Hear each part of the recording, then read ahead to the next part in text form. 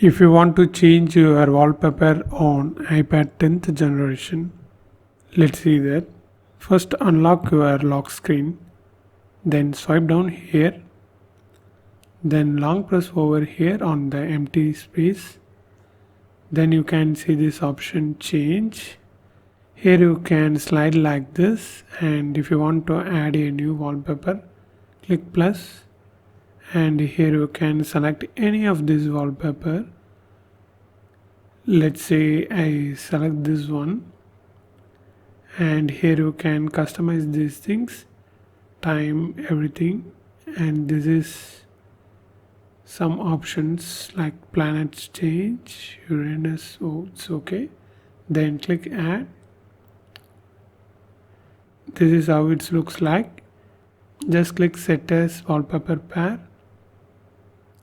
Just click this. So here you can see it's changed. So this is how it looks. And you can change the same wallpaper on settings. Just open settings app and scroll down. And here you can see this option wallpaper. Click that. So here also you can add a new wallpaper. Just click add new wallpaper and save.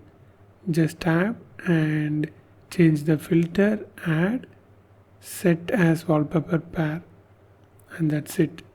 It's done.